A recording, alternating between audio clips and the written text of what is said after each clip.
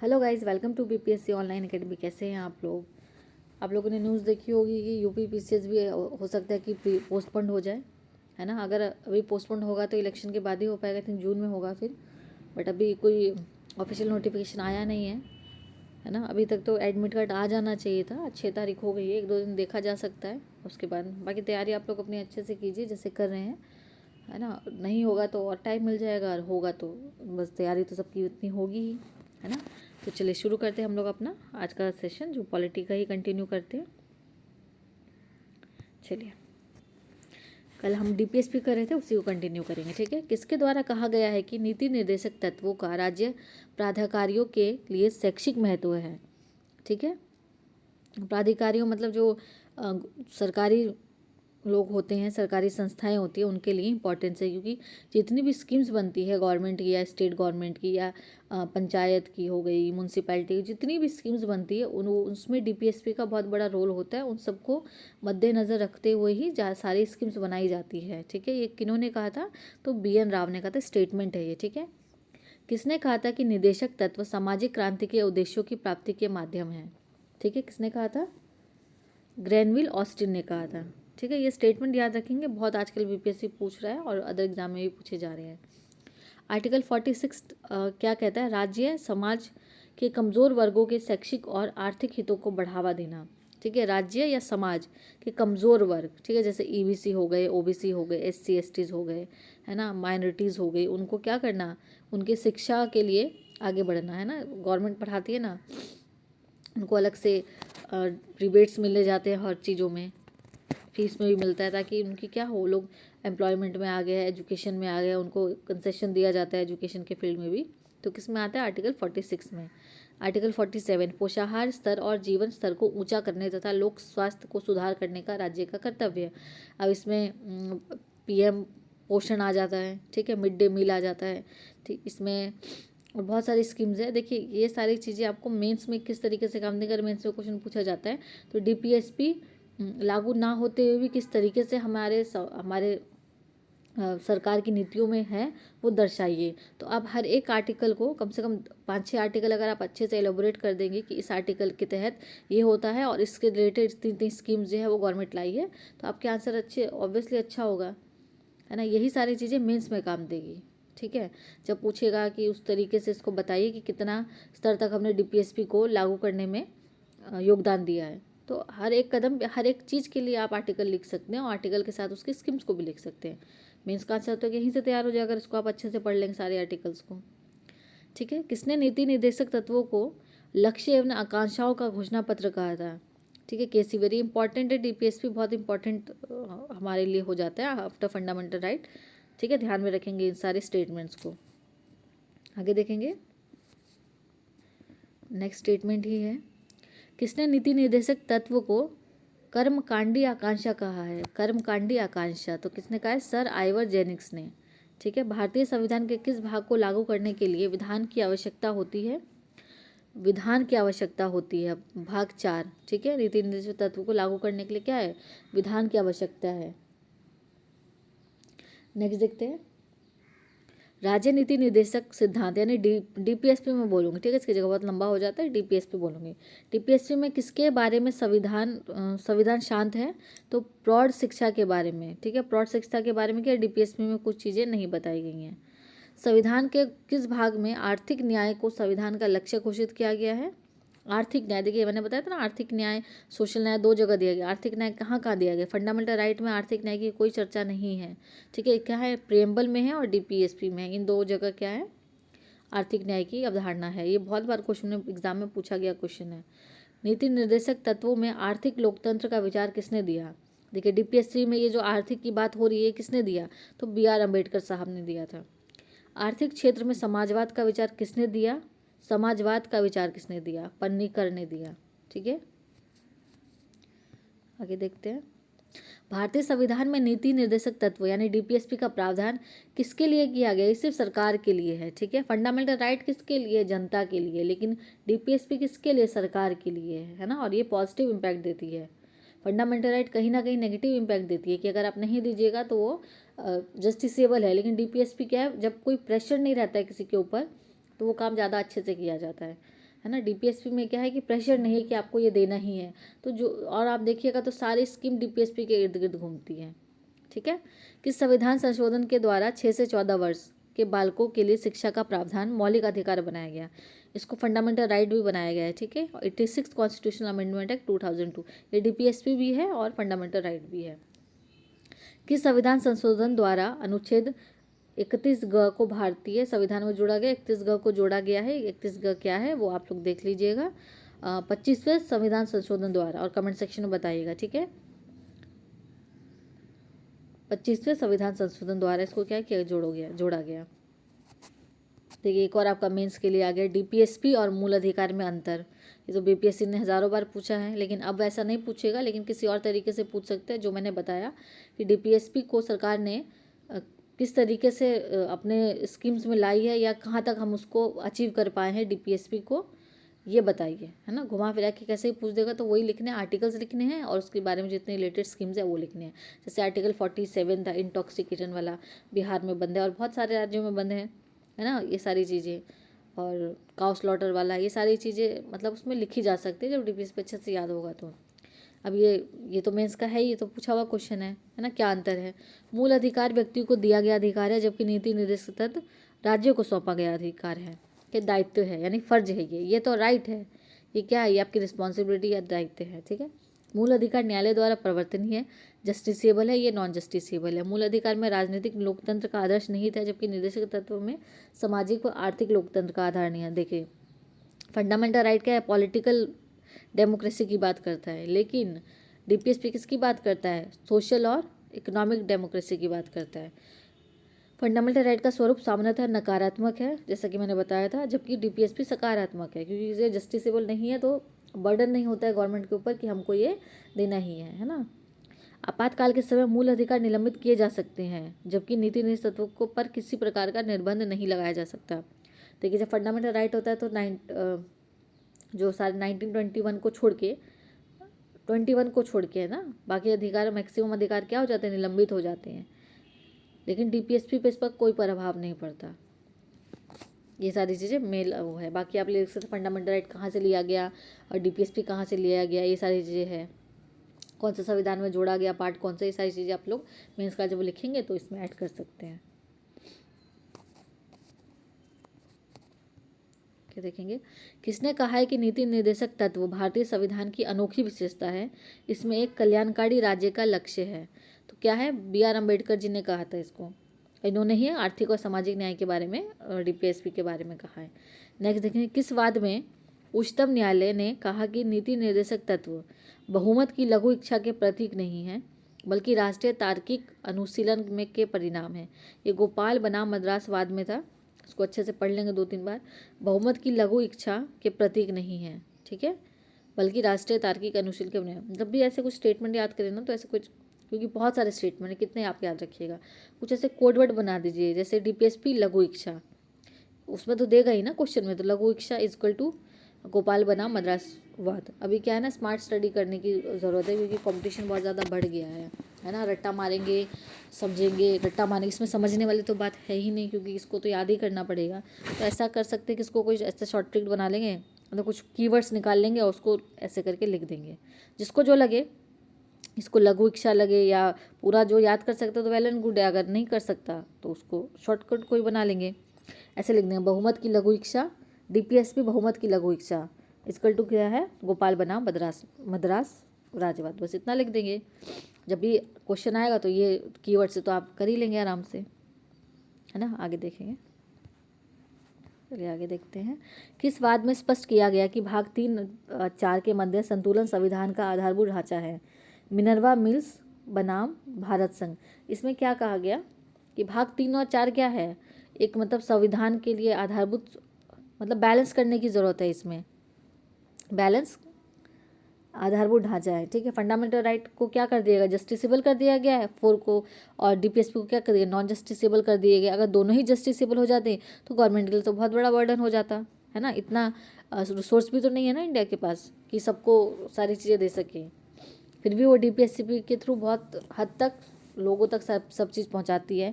देखिए पीडीएस आता है, पीडीएस भी तो इसी के तहत दिया जाता है ना लोगों को, और भी बहुत सारी चीज़ें जो वितरण होता है हर महीने, अभी तो कुछ महीनों तक फ्री में दिया जाएगा सबको। ये सारी चीज़ें क्या हैं, यही सब चीज़ तो है। उजाला स्कीम है, उज्ज्वला स्कीम है, फीमेल्स को LPG का सिलेंडर दिए जा रहे हैं फ्री में, है ना, मतलब कुछ सब्सिडाइज रेट में। पूरे देश का आम नागरिक लोगों को क्या किया जा रहा है कि वो मतलब गरीब आदमी भी, BPL का आदमी भी फ्लाइट में जा सके, है ना। उनको भी इमरजेंसी हो सकती है, ऐसा थोड़ी कि इमरजेंसी अमीर लोगों को होती है, मिडिल क्लास को होती है। जो BPL से बिलोंग करते हैं, जो लो इनकम ग्रुप के पर्सन है, उनको भी इमरजेंसी हो सकती है। उनका भी कोई पेरेंट्स हो सकता है, कुछ मतलब मेडिकल इमरजेंसी हो सकती है, कुछ भी हो सकता है। तो उनके लिए वैसी सुविधा होना चाहिए कि वो इमरजेंसी में पहुँच सके। ऐसा ना हो कि जब तक वो पहुँचे तब तक उनकी चीज़ें ही ख़त्म हो जाए, है ना। उस चीज़ के लिए भी उड़े देश का आम नागरिक लाया गया था।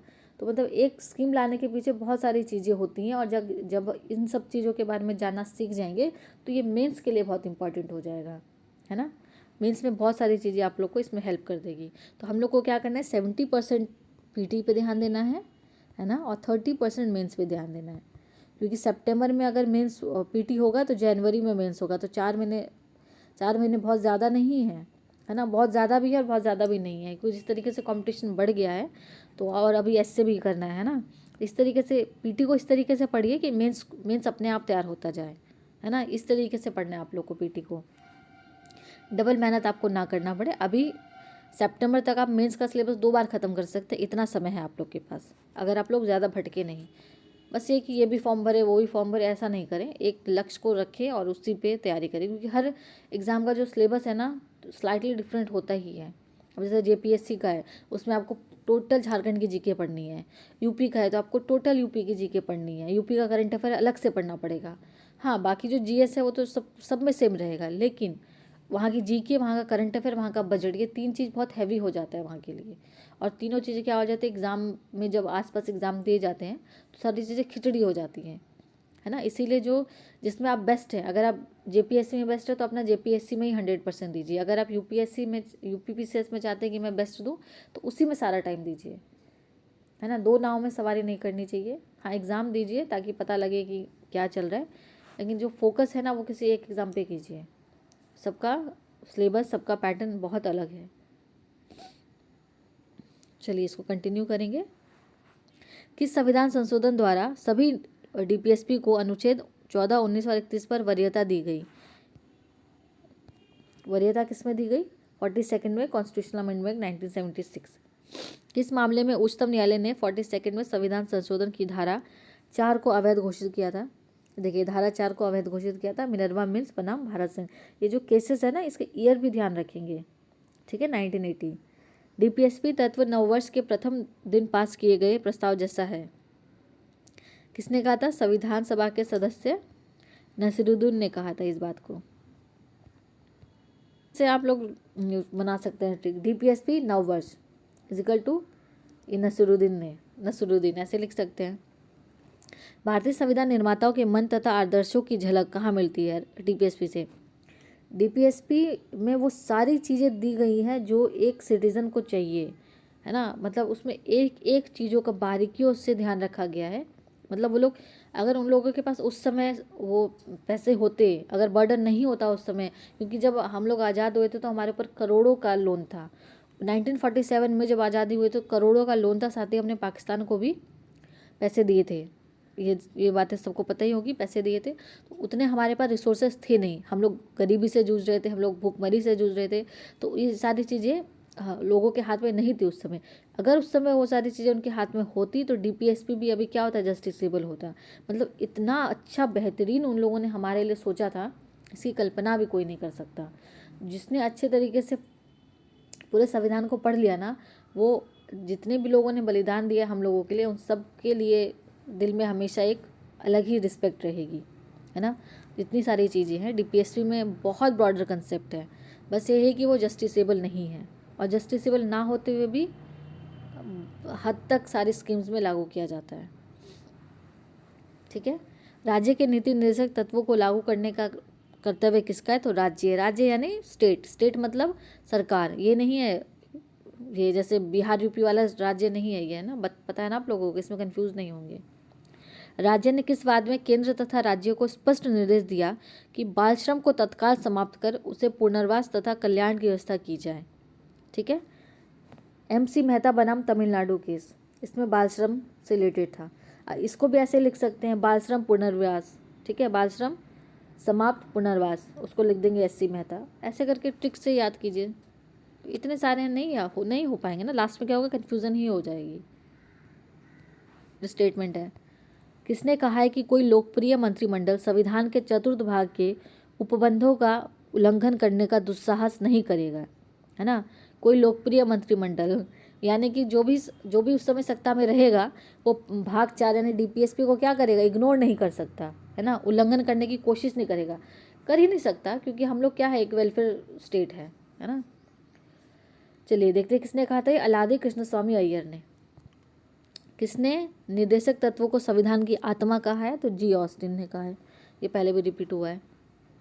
चलिए आगे देखते हैं। 1976 में क्या क्या संशोधन हुआ था डीपीएसपी में। डीपीएसपी में कितनी बार संशोधन हुआ है अभी तक, ये कमेंट सेक्शन में बताइएगा आप लोग, कितनी बार ये अमेंडमेंट हुआ है इसमें।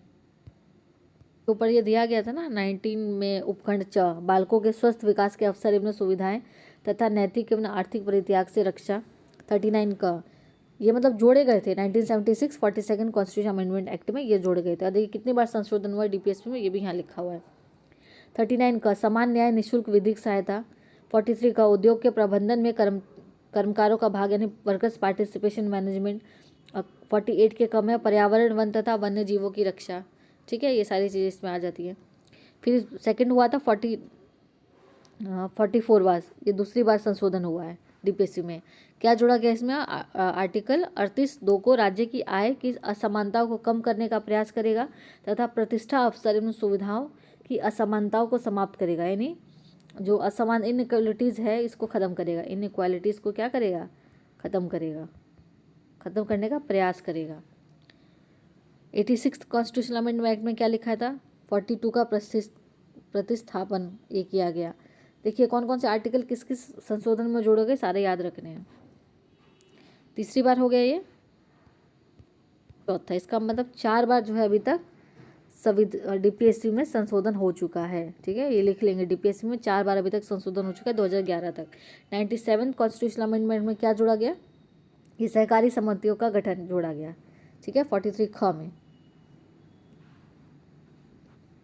43 ख में, और 43 ए में क्या जोड़ा गया था, कर्मचारियों वर्कर्स पार्टिसिपेशन, एंड 43 ख में सहकारी समितियों का गठन। सारे आर्टिकल्स दिए गए 36 से 51 डीपीएसपी। 36 क्या कहता है, राज्य की परिभाषा है इसमें। राज्य का वही अर्थ है जो भाग 3 के अनुच्छेद 12 में दिया गया, यानी जो भाग 3 के अनुच्छेद 12 में दिए गए वही राज्य है, ठीक है। 37 में कहा गया इस भाग में अंतर्वृष्टि तत्वों को लागू होगा, अंतर्वृष्टि तत्वों को लागू होना, ठीक है। 38 क्या कहता है, राज्य लोक कल्याण की अभिवृद्धि के लिए सामाजिक व्यवस्था बनाएगा। 39 कहता है राज्य द्वारा अनुसरणीय कुछ नीति, पुरुष और स्त्री सभी नागरिकों को समान रूप से जीविका के पर्याप्त साधन प्राप्त करने का अधिकार, स्त्रियों को समान कार्य के लिए समान वेतन, ये आर्टिकल 39 में आता है। ठीक है, ये एक इम्पॉर्टेंट हो जाता है, ठीक है। 39 का ये इम्पॉर्टेंट हो जाता है, सामान्य न्याय व निःशुल्क कानून सहायता, ग्राम पंचायत तो सबको याद ही रहता है। 41 कुछ दिशाओं में काम, शिक्षा और लोक सहायता पाने का अधिकार। 42 में आता है काम की न्याय संगत और मानवोचित दशाओं का प्रसूति सहायता का उपबंध, ठीक है, ये इतना इम्पॉर्टेंट नहीं है, ये दोनों इम्पॉर्टेंट है, ठीक है, ये तो बता दिया था उधर। 43 ख इसकी प्रोत्साहन इसी से रिलेटेड है, क और ख। 44 एक सवाल, ये भी सबको पता है, यूनिवर्सल सिविल कोड।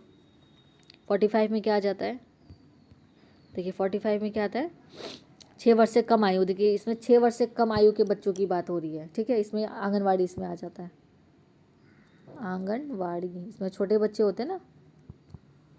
46 में क्या आता है, SC STs और जो अदर वीकर सेक्शन है उसकी शिक्षा और अर्थ संबंधी हितों की अभिवृद्धि करना।